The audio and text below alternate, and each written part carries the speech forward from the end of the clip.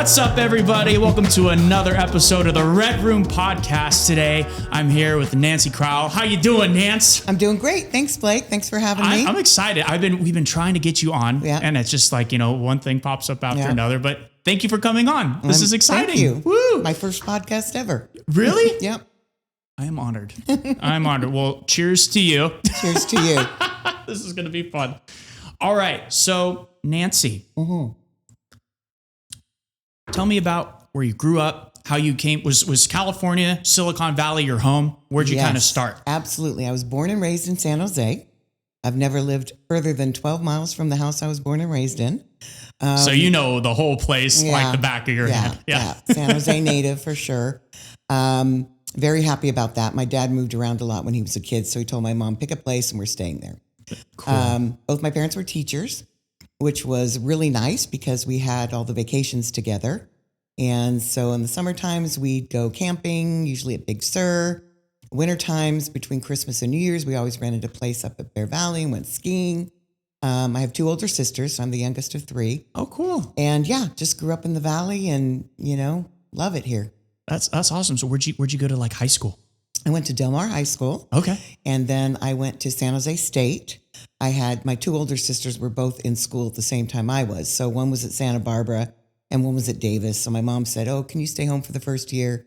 And of course, I was just happy that they were paying for college. So of course I agreed. Yeah. And then my sophomore year, they said, well, if you want to go somewhere else, you can. But I was already involved in a sorority and had all my friends. And wait, what sorority were you in? I was in Delta Gamma. You were in Delta DG? Gamma. Yep. Sigma Chi. All right. Yeah. Cool. Wow. Yeah, we used to get together with them all the time and have events. So that's awesome. Yeah. Yeah. I love DG. It was DG, Alpha Phi, and Kappa Alpha Theta. Those are the top three at Loyola down in Los Angeles. And then Sigma Chi was for us. But both my mom and my grandfather and my grandmother went to San Jose State.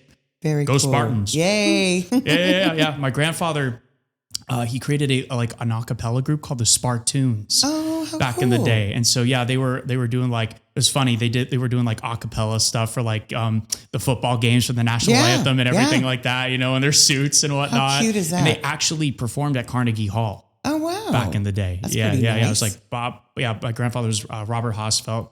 And then Ray Silva was another guy. And, they were just involved with San Jose Rotary and all of that. Yeah. So, yeah. Oh, that's cool. Cool. So DG. Yep. That's awesome. Yep. That's awesome. What was San Jose University like? Just back in the day? Yeah. Back in the 80s? Well, actually, it was the 70s.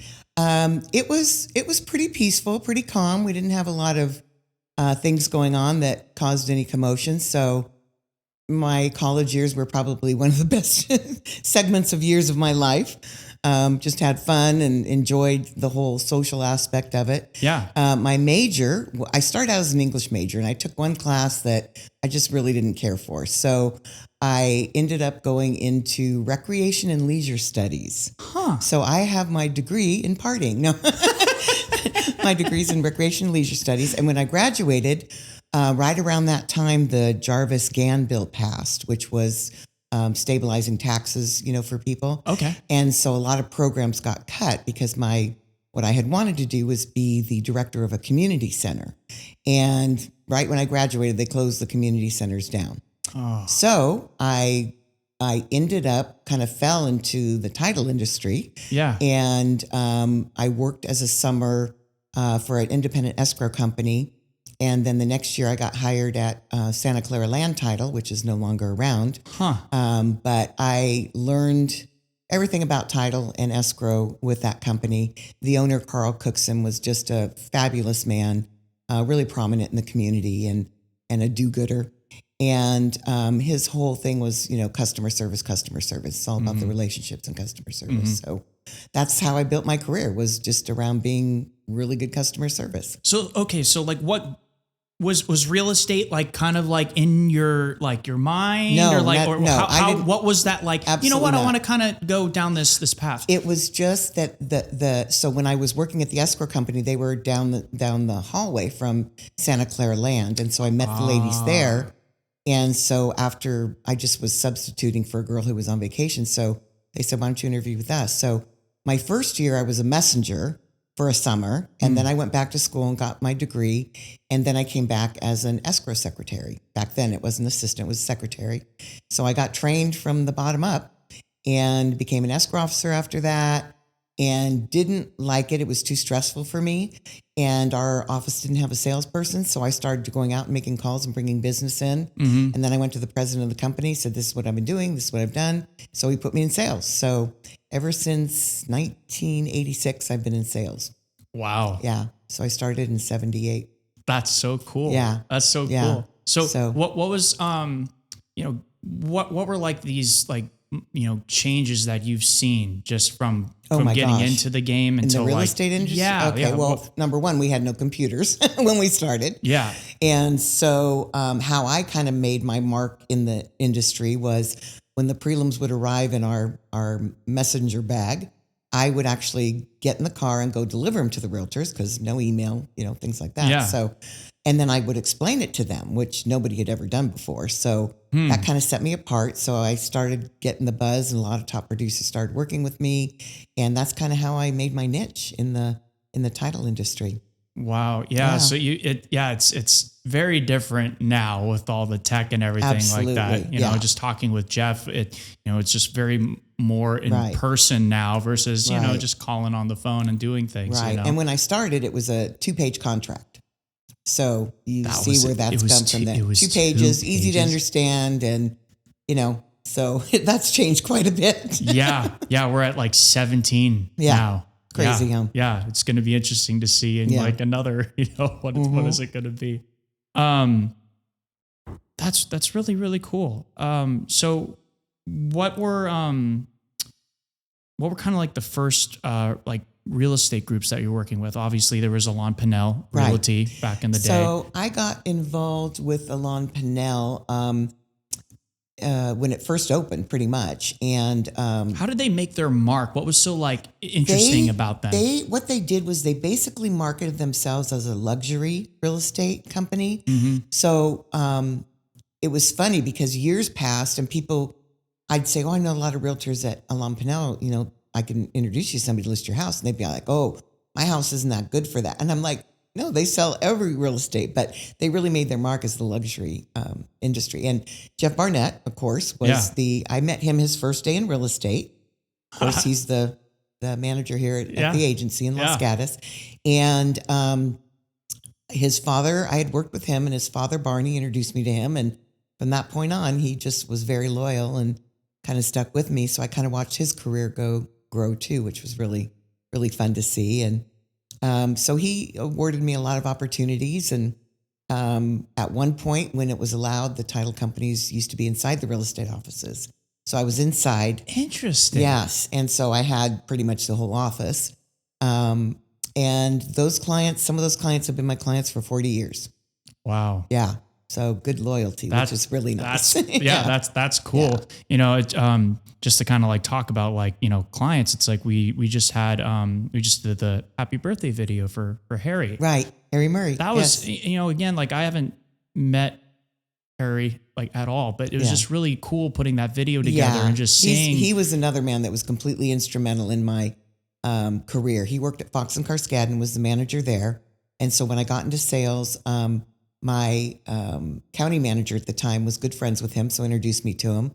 And so Harry would let me come into the office and do presentations, and anybody that joined his office, he would introduce me to. So he's really one of the biggest reasons that I've been so successful in this industry, which is so nice. Yeah. No, it's just cool, meeting everybody and hearing the stories and just kind of getting the lay of the land of how Silicon Valley, just kind of came to be, and all of you were so monumental in making that happen. Started growing up here, I was on a street called Phantom Avenue, and the reason it was called Phantom Avenue was because they built the homes pretty much in the middle of an orchard, so you had to go down this scary looking street with all these trees, and at the end was I think they built 3 houses in the beginning. Yeah, and then of course by the time I was born, our block was all built and everything, and the block across the street, which was a walnut orchard, but we still had cherry orchards to the side of us and behind us. So that was kind of cool, having a cherry orchard, big cherry orchard there. And my dad knew the owner. And so he was responsible for keeping all the kids out of the cherry orchard. But we used to play in there and it was fun. And yeah, and then they built the rest of the street. But I always thought, like, how did Phantom Avenue get its name? But it was because it was kind of, you drove down the street, you didn't know what you were getting into. Yeah. Yeah. No, just from talking with people, like, that's what San Jose was. It was all just orchards and everything. A lot of orchards. I had like Robert Berry on here just a couple episodes ago, and he was talking about the same thing. His grandparents owned like a ranch. And it's just crazy to see how everything's kind of changed. Yeah. We used to laugh at my dad. My mother grew up in Santa Barbara, so we'd drive down 101, to get there. And there was nothing between San Jose and Gilroy, Yeah. And he said, you mark my words, one day this is all going to be built up and there's going to be houses all the way. And we just laughed. We thought that was so funny. But, that's growth. Yeah. It's interesting. What's your take on the ADU situation with everything? Because now it's like, okay, it all started out with orchards. Mm-hmm. Now people built homes and now they're cramming more people in. Yeah, I personally think it's a good idea because of our housing situation. Yeah. I wouldn't mind living in one. I keep trying to talk my son into building one in his backyard so I could live there, but he's not having it. Yeah. But anyway, so yeah, I think it's a good solution for these things. And a lot of people are actually even separating them if their property is big enough and like making it a different address with a, different, parcel even. Are you seeing that? Because I've seen a couple of those starting to come through. Yeah. It's interesting. But, more and more people are putting ADUs in just because it's, it's an economical way to go. Yeah. Get extra income and. Yeah. I have, had a gentleman on named, Ryan Buckholt. He does, loans over in Santa Cruz, mm-hmm. and he was talking about this company, and I actually got like the pitch deck for all the different ADUs that you can buy, mm-hmm. and they literally give you like the price point mm-hmm. of the different it's a 1 bed 1 bath versus a 2 bed 2 bath, and that's the total price. They come in, do the foundation, they hook it all up for you, the plumbing, everything, and that's it. Yeah. And so it's interesting. It is. Because it's if I can just go buy like a nice, couple acres of land, slap one of these things down on it. Yeah, absolutely. Yeah. So, all right, let's talk about some title stuff, kind of diving into it. Right. So when I first started here, Jeff was talking about a story of how he was up in the hills and there was like an old title report of just like, oh yeah, it's 500 paces up to the tree and then to the left. Yep. So those are meets and bounds. Meets and bounds, correct. So what's like some of the funny ones that you've ever you've encountered, or memorable ones that you've encountered where you're like, okay, we have to really figure this out? Because in his story, there was a rock wall, and it had fallen over, and it was covered by the brush, and they couldn't find the rock wall. Right. So what are those like? Well, what happens is when you get to the point, because a lot of them were meets and bounds, and again, it would be like take 10 paces from the big oak tree, and it's the creek is 5 feet away or whatever. Well, the creek's changed, so that's a hard marker to use. And so you basically, if you can't find anything, you got to get a surveyor out there, and then they just measure everything. Wow. Yeah. So, but yeah, it's interesting that and mostly you get the meets and bounds up in the mountains. Mm-hmm. The ones down here are mostly on track, and they just have the regular description. But yeah, it is interesting. Yeah, and then finding wells, or I love doing the title. I like doing the investigating, so it's fun for me to do that kind of stuff. People find something on their title report and they don't know what it is, or they don't know why it's there, then, our title department does the research, but I do some of it just because I think it's fun. Yeah. Figure it out. Yeah. Just see how the property, what's happened over the years and everything like that. Mm-hmm. It's pretty neat. Yeah. Seeing all of that. Yeah. I just helped my buddy get into this condo, and I'm on my end, I'm dealing with all the HOA stuff. Yeah. For condos is nuts. It's nuts. And the HOAs have always been interesting, because of the associations. Mm-hmm. And of course, you're paying dues to keep it up, the maintenance of the property and things like that. And of course, those have risen over the years. Yeah. But it's just, it is a lot of paperwork. And so they have, as you know, specific people that will review it for you because it's the seller's responsibility to make sure that the new owner has all of the current stuff on the property. Now, your CC&Rs are recorded, but, you've got the budgets, the minutes, all the stuff that takes to run that HOA and where their money goes.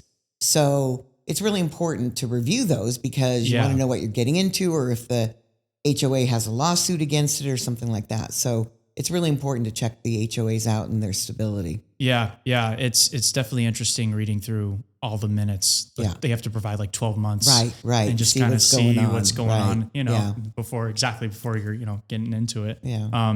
Jeff's helping out. He introduced me to Jackie Berry. Yeah, I was going to say Jackie Berry. Yeah. And Jackie and I had a great conversation. I think she's the only, I don't know of anybody else that does that, but she's really made a career out of that and she's good at it. Yeah, no, she's super fun. We had we were talking on the phone for like 45 minutes. Yeah. It was funny. Like the first 10 minutes were like about the HOA stuff. Right. And then we were like, she's like, oh yeah, like my I'm teaching my grandson about AI. And we started talking about that and just going off. Yeah. She's a hoot. She's fun. She is. She's really, really cool. She's been around for a long time too. Yeah. So question for you. So Southern California versus Northern California, title and escrow are different. Yes. So in Southern California, they have separate title and escrow. So the escrow companies are all independent. They're not tied to a title company. I don't know why that is the case down there. And in Northern California, we have title and escrow together. Mm-hmm. So it's different in that way. And then in Southern California, they do all the escrow instructions up front. So basically, as soon as you get into contract, they have everybody look at everything and sign some of the stuff. And other than that, it's not too different. It's pretty much the same. We're all trying to clear properties up to give clear title to the buyer. Yeah. And so that's the main differences there. And usually the title companies, because they're independent, a lot of times their escrow fees will be higher. Although I've seen that they're promoting that they don't have any escrow fees sometimes. And I'm like, how could they do that? But anyway, so, and they're not governed by the commissioner as the title companies are. So the title companies, you have to go by the guidelines of the insurance commissioner. Gotcha. Yeah. Gotcha. That's interesting. Yeah. You wonder why they have that, like, I don't know how they became separate like that or why they do things differently. To be honest with you, I don't know where that all started. Yeah. Yeah. No, it's interesting. This is a fun business. You know what I love about it is you're always learning. It's not like you learn it and it gets boring because every property is new. And that's why I like the different stuff. It's like I have some clients that just work land deals and you're constantly having to figure out easements or, if there's water on the property or this and that. And it's a fun thing to do. Yeah. I like it. What are some of the like monumental changes that you've seen like in real estate, like when it comes to like the contract and like and all of that stuff? Well, there's just so much more content, obviously, in the newer contracts, and all of them came from lawsuits. So attorneys get involved and then they revise the contracts because nobody wants to get sued during a transaction. So the reason it's gotten so long is to try and protect everybody. Yeah. It's, so, and that's important. So what I loved about working when I was inside of Alon Pinnell is Jeff would have his contract classes in the vault, which was, it's where the Sereno is now. And my office was in the vault.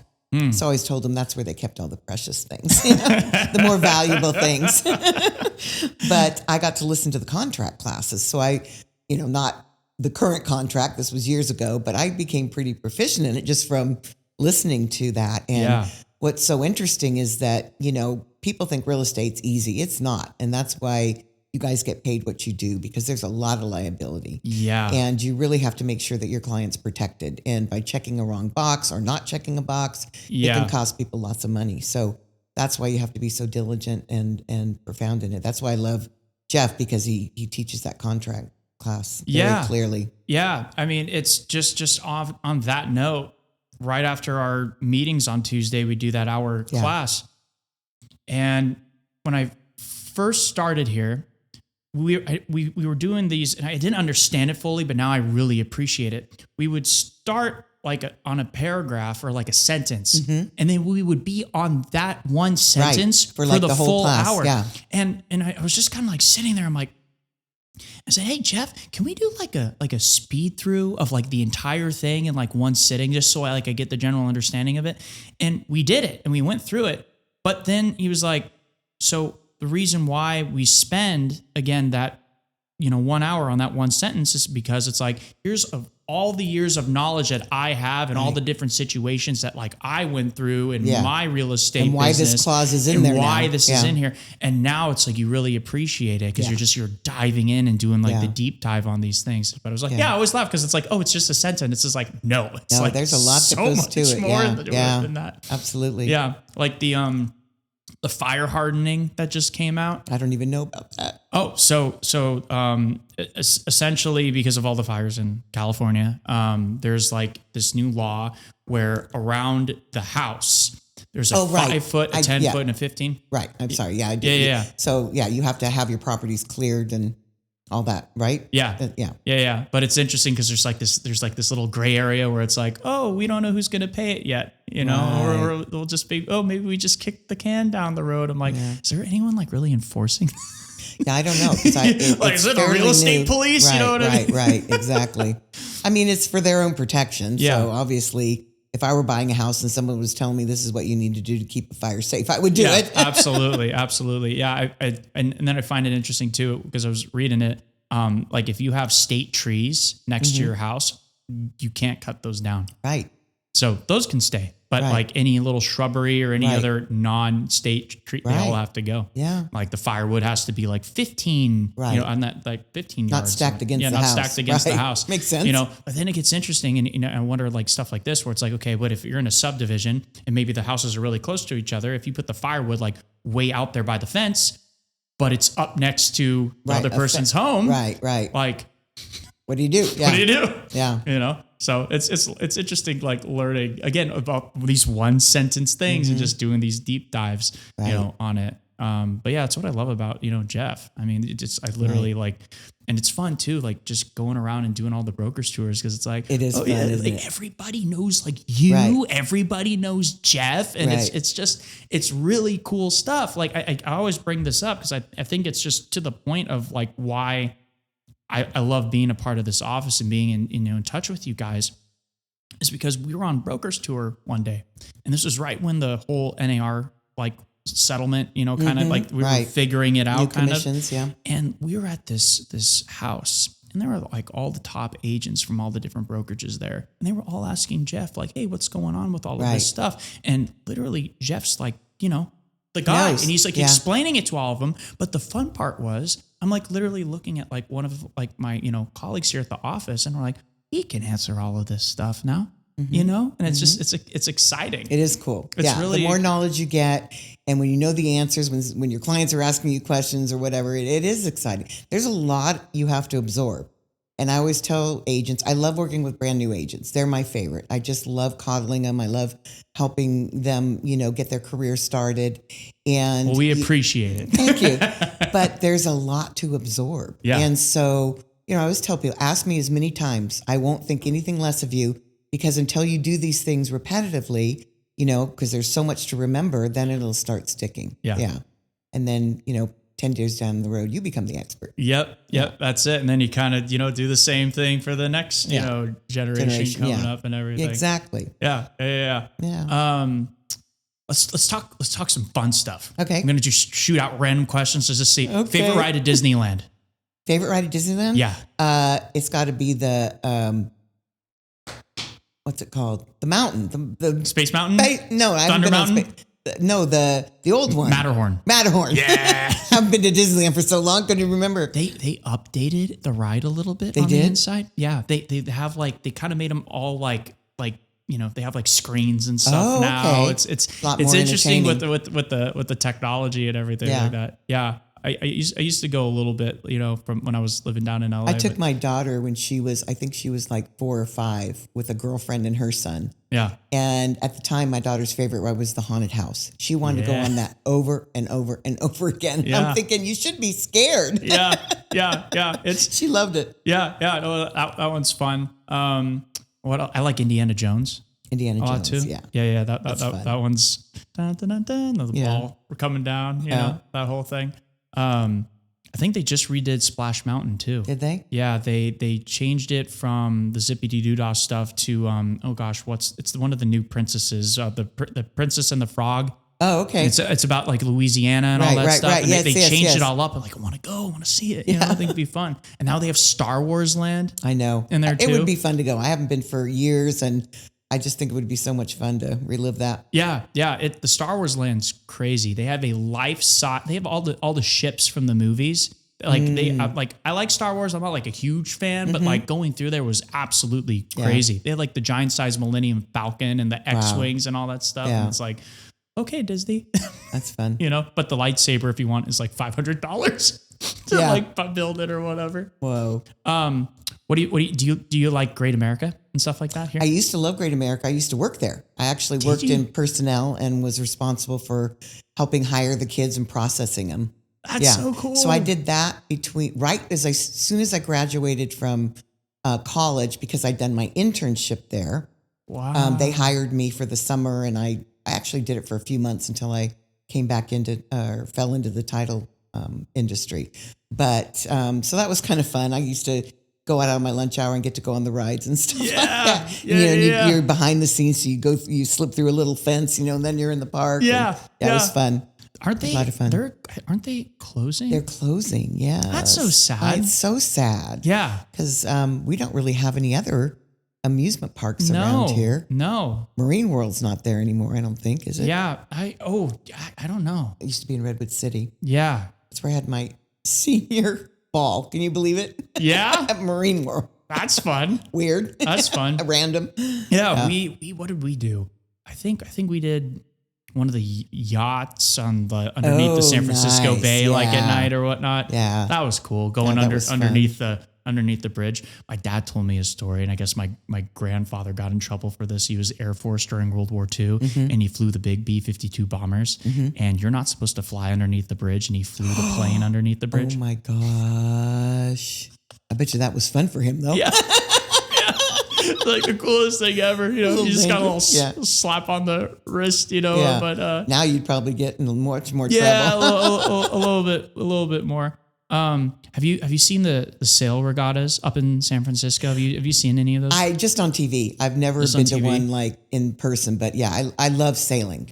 My dad used to love sailing. Yeah. And one time when we were in Hawaii, they met some people there that had sailed from Seattle to there. They were supposed to go around the world. Whoa. The guy owned like a pharmaceutical company. And after the trip just from Seattle here, they're like, no, we can't do this. Because they had like 2 kids and they did hire a navigator. But anyway, so I got to sail from Maui back to Oahu when I was leaving. Wow. Yeah, so that was really fun, but crazy. You get in between those islands, and the waves we were, how you go with the ship, right? Yeah. The waves were like 10 feet walls on either side. Dang. And it was a full moon. I'll never forget. I got seasick, but yeah, I think I would too. But I loved it. And it was so funny because in the morning we were in Oahu. I woke up and I'm hearing all these foreign languages, like Japanese and German and French. And I sit up and I'm thinking, oh my God, where'd we end up? Because I fell asleep, right? Yeah. And it was a regatta going on there in Oahu. Wow. So all these people had their sailboats there and we're going to do a race. So that was pretty cool. Yeah. So there's this new, it's this new company that's called Sail GP. You've heard of it? I haven't. So my buddy, Steve, who actually got me into all of the Black Magic cameras here and everything, got me into videography like a handful of years ago. He's like, hey, do you want to like come out and film the sale regatta with me? And I was like, yeah, what are we doing? And so his company focuses in on like interviewing companies that are like green, like all the green technology and stuff like that. So what's neat about the sale GP is like, it's all the people from like the America's Cup, but instead of every 4 years, it's like the NFL now. So they have seasons and it's every year. And so they have like the different catamarans with the different countries from all over the world. And so San Francisco is like the finale because it's the most intense like course. They just had some kind of boat race up there. That may have been it. Because my cousin flew out from North Carolina to go to it. Yeah. And so it was pretty neat. We were out on the boats like filming for a little bit. And then what's really cool about it, and they're the first like company in a sport that's done this, and I thought it was really neat. They have like the grand champion like trophy that you would get, like the the Heisman or whatever, but then they have, again, because they're focused on like the green stuff, right they have a green trophy. So they audit the teams to see who's using like, organic foods and how they're building their boats and what materials they're using. That's and like, cool. and then like, so one team like wins this one and they're both like the same size. And so it's kind of cool. It's cool. It's a little different, but like in such a cool way to like see that. But yeah, these guys on these boats were going crazy fast. I've been out on one, not for that. I had another friend down when I was living in LA. During the summers, they do like fun little like catamaran races, out regattas, like out in the Santa Monica, like Marina Del Rey harbor, like right there. And they go out and we got second place. It was my first time like out on a boat, but all I had to do was just jump to the other side. So, wouldn't like topple over. Right. You know what I mean? But it was cool. Yeah, coming about, you better move over. Watch that boom. Yeah, exactly. You have to duck out, all of that, So it was pretty fun. My sister bought a little El Toro, which is just like a 1 or 2 person. Yeah. And so I used to sail on Vasona. She had her boat there, and I lived in Los Gatos with her. That's so cool. Can you do that like now? I don't know if you can do it now, but you used to be able to. What a fun date idea or something. You know what I mean? Let's go sail on the It was fun. It was a lot of fun. That's cool. Yeah. I always love, I know it's like everyone talks about it, but like the Christmas, stuff that goes on there. That's really, really cool. Oh, it is fun. I wonder how many lights they use. I don't know. It's grown over the years, but I used to take my grandkids. We'd like rent a van, and get the grandkids and neighbor kids, and we'd make hot chocolate and go through there. So that was a lot of fun. What are your most fun kind of activities that you like doing in Silicon Valley, San Jose? Like what are some favorite restaurants or favorite places to go check out? Or I love Opa restaurant. Where's Opa? That's in there's one.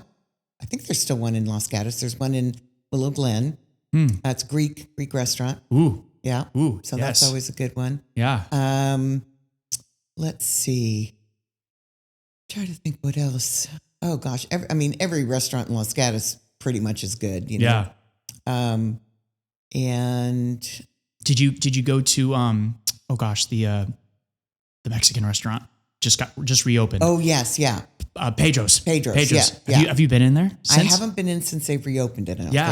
It's a completely. That used to be one of my favorite restaurants. Yeah. I love it. I love it. The whole inside is completely different. Oh, nice. So when you walk in, remember how the bar, because they have the 3 doors, one goes off to the dining stuff, and there's, so right in front of you now, they moved the bar, and it's a circular bar, right in the middle. And then they have they still have the fireplace on the left-hand side, but you walk down there, and they did a really good job. Oh, that's They did neat. a really good job. And I just, always love their food, and their Cadillac margaritas are, Yeah.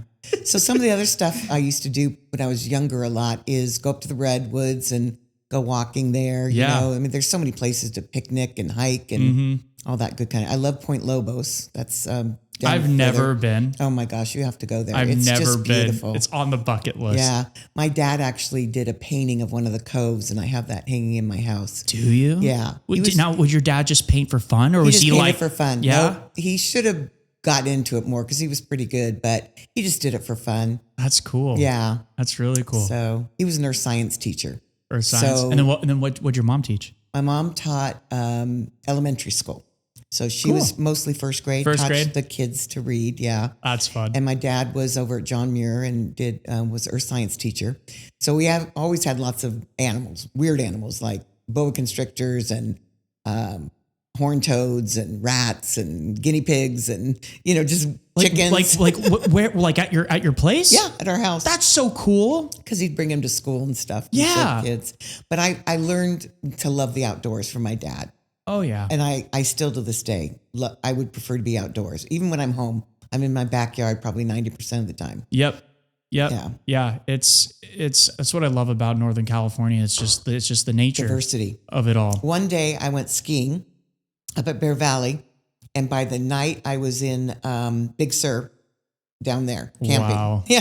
So it's like, wow, one day. I've always wanted to do one of those trips too. It's another bucket list thing. Yeah. I want to wake up in the morning and go surfing and then pop in the car and go up to Tahoe and go skiing. Yeah. Everyone's like, oh, you have to do it. I'm like, okay, I need to plan a time and just actually go off and do it. Well, that's what's so great about this Bay Area. It's so diverse and everything is so close. You can go skiing, you can go hiking, you can do any activity you want to do, which is pretty close. So it's a good location. I love it here. It is. It's just, I love hiking through the redwood trees and just sometimes going on these trails that I'm like, I don't know how long they are. And sometimes I've ended up going 6-7 miles. Right. I'm like, sun's going out. And probably better get back. Turn around before the critters come out. But there's the part of me too that's I want to know what's at the end. Right. Yeah. It's fun. What other fun things? Well, I used to motorcycle ride. Which people who know me now can't believe that, but so that was my weekend thing. I called it my wind therapy. I'd get on my Harley and my friends across the street had a bike and we'd just go riding back around Calera over to Santa Cruz, go have lunch, went up behind Cupertino. Just local, but I mean we did a few trips too, but so that used to be fun. So when did you pick up the motorcycles? It's so weird. I tried to find a boyfriend with a motorcycle after I got divorced and I couldn't find one. So I'm like, screw it. I'm gonna So I went and took the safety course with my friend, got my license and everything. And was it easy to get the license for that? Yeah, it wasn't hard. I mean, you have to ride and you have to, go in a circle for them and stuff like that. And so you're doing the cones and everything? Do you go through the cones? Heritage Softail. Now, for the safety course, they give you just a little Honda. So it's not bad. But I remember there was only 2 girls in the class. And during the test, you had to pass, everything they did. It's like going really fast and then stopping at a certain point and then going through the cones, going in a circle. And the first girl that she got cut out because she did something wrong, and another guy got cut out. And I'm thinking, oh my God. So this one was you had to go straight, and it was raining, of course, that day. Yeah. Had to go straight, and they had to stop on a dime. Well, I did, and the bike went down, but I was standing over it, so it just it stopped so quick. Yeah. And so I looked at the guy and I was practically in tears. He goes, I'm going to let you go again because it just started raining and it was really slippery. So I was like, oh, thank God. So I ended up passing. So I was the only girl to pass, but so that was kind of fun. Yeah. Yeah. But I've always kind of wanted to maybe get my license for that. So I just didn't know what the processes were to it's fun and but you just got to be careful. My motorcycle accident ended it for me. Yeah. I was like, okay, I'm done with that now. Yeah. My dad had a Honda when I was growing up and it was always in the garage. And I got to one point where I was like, Dad, how come you never, ride this thing? And he's just like, well, I was going and, we hit a corner and the car tried coming at me and I let go of the bike and I flew off a cliff and fell down at 11 feet. Luckily he was okay. Wow. And he got the bike, back up or whatever. Yeah. But it's tough because you're smaller too. Well, and they always say, dress for the fall, not the ride. Yeah. Yeah. It's that's why you see everyone wearing wear all the protective gear. Jackets. I cringe when I see people that are wearing flip flops or tennis shoes, when they're driving or, we have helmet law here, but in Arizona, there's no helmet law. And we were on a trip one time. We took our helmets off and it was really hot out. And, we went about a mile and he pulled over and we put him back on. We're like, nah, we don't want to take that chance. Yeah. You know? Yeah. I did not know that about Arizona. That's interesting. But yeah, I mean, it may have changed since then, but it's definitely it's fun, but there's a chance that you could get hurt. Yeah. It's, have you been to, West Cliff, Santa Cruz in a minute? Oh gosh, it's been a while since I've been there, but I like to just drive along that street. Same. So remember the rainstorms that happened a couple of years ago? Yeah. It totally like took out like part of like West Cliff, and they've been rebuilding like. Oh, Are the homes in danger there? Homes are okay. They're still like across the street, but like, it's like Mother Nature. You know what I mean? No, like it's just good luck fighting it. Yeah. It's just going to keep pushing the shoreline back. But it's been close. I love doing that too. I'd come back up from LA or whatever. And even now that I've been here for like a handful of years, it's like, I love just like on a Sunday, just like going, Sunday right drive. Down. But Sunday drive. And then it's just, it's all kind of like closed off now. Yeah. Now all the piers are like falling apart. It's crazy. Too. It's scary. Yeah. Yeah, like but that's what erosion does. Yeah. The Capitola Village, like that was all. Oh my gosh, I couldn't believe that. That was devastating. Yeah, and then recently too, the little marina that's right next to the what's the restaurant right there? The Crow's Nest. Mm-hmm. Huge wave came through and literally just like all the boats like got tossed. Mm-hmm. Wow, some sunk. Yeah, it was pretty bad. Yeah. That's scary too. Yeah. Yeah, that's, the price you pay when living on the ocean, right? Or by the ocean. Yeah. Do you like the boardwalk? I love the boardwalk. Yeah. We used to go over there. We were kids. The moms would take turns taking us, right? And of course they had station wagons. So there were like 5 or 6 of us kids. And they take us to the boardwalk and we spend the day at the beach. And oh my God, we just thought that was like heaven. Yeah. What was your favorite ride? The roller coaster, of course. Roller coaster? Yeah.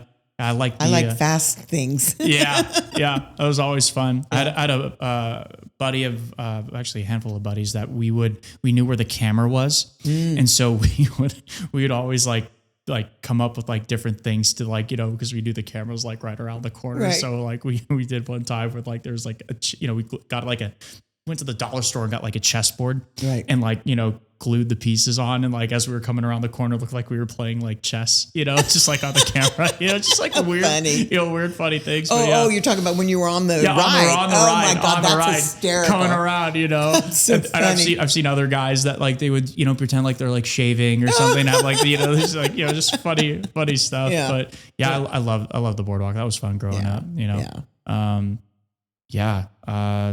Let's see. Favorite national park in California? Go. Yosemite. Why?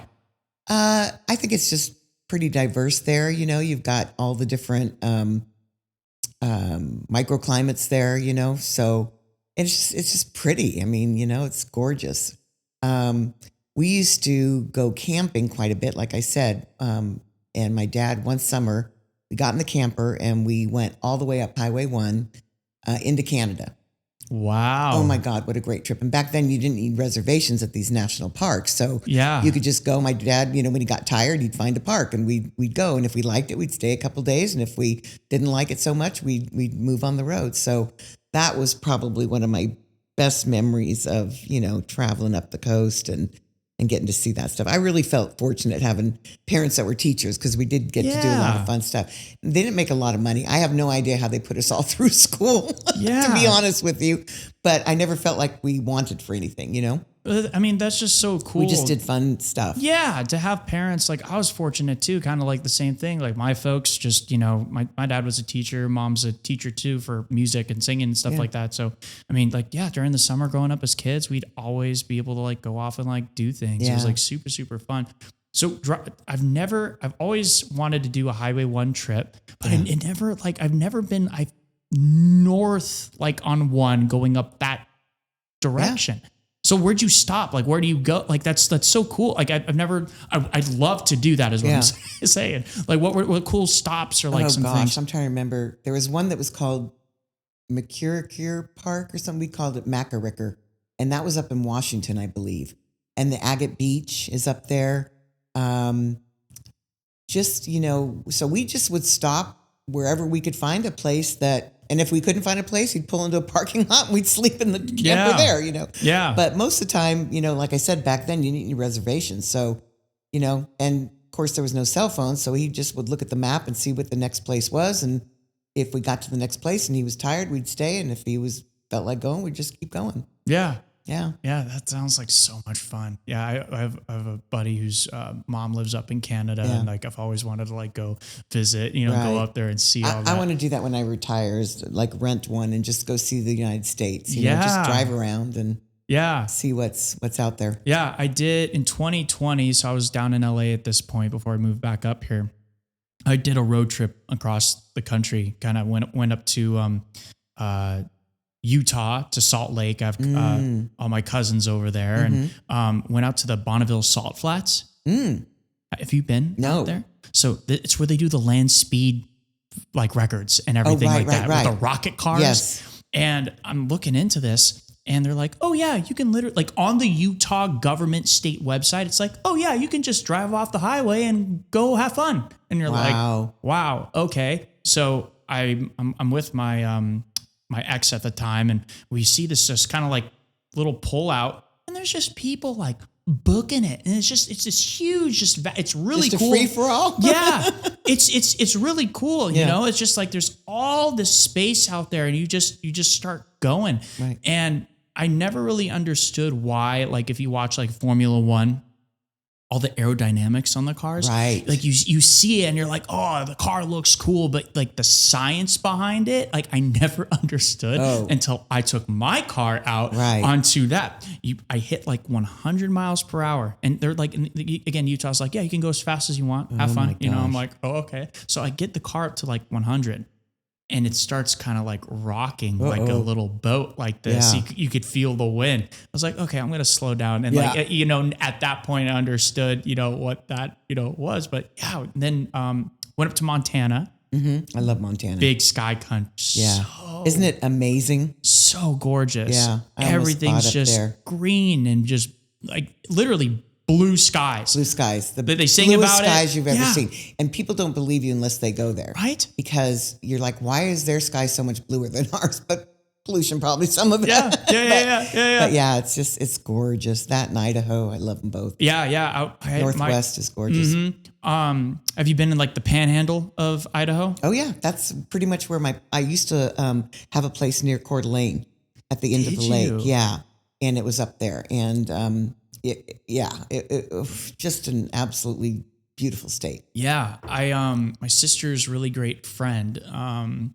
She got married up there in just a few hours north of Ketchum. Mm-hmm. And Ketchum's a really cool town too. That was fun, like walking around and seeing all that. But we, I think we're like 3 hours north of Ketchum to where she got married. And again, it was this really cool, like, just big log, like cabin mansion, like just in the middle of nowhere. And it was just a really lovely wedding, but it's like maybe everyone gets done at about maybe like 2-3 o'clock and we're all packing up and getting in the cars. And the guy who owns the property is like, you guys should probably stay the night here if you're going back to Ketchum. We're like, wait, why? And he's like, the deer. And we're like, what do you mean the deer? And like, I had no idea what he meant, but he's like, if you're going back, make sure you're going like 30 miles per hour. Right. Because they'll just jump right out in front of you. It was nuts. It gets pitch black. Yeah. And I kid you not, it was like kind of like The Walking Dead with all the zombies, but it's deer and like you're going and it's just thousands of eyes like just out there and like literally. And they can't see the light. Did you know that? That's why they jump out. They can't see the car light. Really? Or like a flashlight if you put, their eyes don't pick that up. Huh. So we had the same thing happen. My son had just gotten his permit to drive. Yeah. And so we were driving back from the casino up there in Idaho and I pulled off on the side road so he could drive. And I said, okay, now just watch for deer. Yeah. We'll all watch for deer. Yeah. And I said, and if there's one, there's usually more. Yeah. So watch out. Yeah. Sure enough, mother comes trotting across, and we see it. So he stops and then its little babies come following behind. Yeah. But talk about like a strange thing. my neighbor that lived up there, he's like Dr. Doolittle, and animals just love him. I mean, raccoons would crawl up in his lap. He had a crow that would come and like that's so cool. sit by him while he was working on the car and then take his tools and stuff, and wild turkeys. But he loved the deer and he fed the deer. So, and all the deer were named. And so they were generation after generation after generation. But what he would do is the first time my daughter went up there, he'd go, okay. So he'd open his garage door. And as soon as he opened his garage door, they would just come out of the woods. And they were probably about 20 or 25. And my daughter was just like, is this like a horror movie? They're all just walking up. Yeah. That's so cool. It was really cool. Yeah, I'll see like TikTok videos of like people, and it's like, the same thing. And there's all these deer coming up. I drove by one time leaving my house, and the husband and wife are sitting in their rocking chairs, and the deer's laying at their feet, just like a dog. That's so cool. Yeah. That's so cool. Yeah. I love that. I'm a big animal guy too. Oh God, so too. That's fun. So you grew up with like all these really cool like pets. Yeah. What are your like top 3 like favorite animals? Like dogs for sure. Dogs. Yeah. I'm a dog person for sure. I mean, cats are okay, but I prefer dogs. What's your like your kind of like top breeds that you like or kind of like grew up with? Like for me, golden retriever. I grew up with all hunting dogs because my dad was a hunter. So the first one was a Cocker Spaniel that my dad had, not Cocker Spaniel. What kind of dog was it? It was a hunting dog. Yeah. And gave it to my mom for their engagement, but of course it was his hunting dog. Yeah. And then the next one we got was a Weimaraner, which is a German dog, and they're all like tan colored. Oh, okay. And so he I have was to a look hunting that dog. up. I've never heard of that breed before. That sounds cool though. Then we have, I like labs. They're sweet. Yeah, labs are fun. I actually had a pit bull that was like the best dog I've ever had. She Yeah. was the sweetest dog and actually saved my life. Wow. Literally after my motorcycle accident. Yeah. I had, broken my collarbone and my scapula and my ribs and my wrist.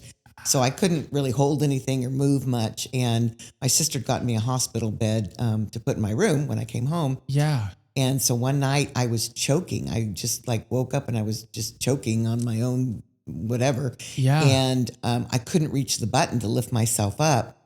And so Bailey, who laid by my bed, it was my son's dog, but she laid by my bed just wouldn't leave me after my accident. And she pushed his door open with her head, jumped on his bed and just started barking. And so he like woke up and heard me choking. Wow. And so he came in and, lifted me up so I could breathe. But yeah, so after that, and we just gotten the dog. And when he first brought her home, I said, there's no way we're having a pit bull. And then she came over and put her little head in my lap and looked up at me. And I said, okay, we can try. We'll give it a try. But she ended up being my dog. I kept her, and just the sweetest dog ever. I just loved her. Wow. They are just super smart. They too. are so smart. Yeah. And right now I love stories like that. That's so cool, Nance. Yeah. And right now I have a red Queensland healer. And I flew to Texas to save her because she was in a kill shelter. And she was just 8 weeks old when I got her.